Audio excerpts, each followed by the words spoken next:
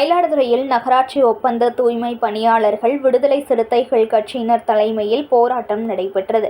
மாவட்ட ஆட்சியர் அலுவலகம் உள்ளே சென்று போராட்டத்தில் ஈடுபட முயன்றதால் பரபரப்பு ஏற்பட்டது. போலீசார் மற்றும் போராட்டக்காரர்களுக்கு இடையே தள்ளுமுள்ளு ஏற்பட்டுள்ளது. மயிலாடுதுறை மாவட்டம் மயிலாடுதுறை நகராட்சிக்கு உட்பட்ட 36வது வார்டுகளில் 180க்கும் மேற்பட்ட ஒப்பந்த தூய்மை பணியாளர்கள் குப்பைகளை சேகரிக்கும் பணியில் ஈடுபட்டுள்ளனர். இந்நிலையில் இவர்களுக்கு மாதந்தோறும் ஊதியம் முறையாக வழங்கப்படாதது உள்ளிட்ட கோரிக்கைகளை வலியுறுத்தி 3 நாட்களாக பணிகளை புறக்கணித்து போராட்டத்தில் ஈடுபட்டுள்ளனர்.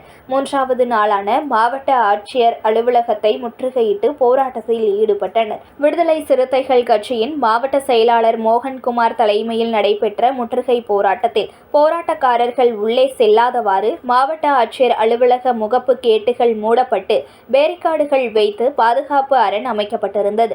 இந்த நிலையில் தூய்மை பணியாளர்கள் தடுப்புகளை மீறி உள்ளே செல்ல முயற்சி செய்தனர். இதனால் போலீசாருக்கும் போராட்டக்காரர்களுக்கும் இடையே தள்ளுமுள்ளு ஏற்பட்டது.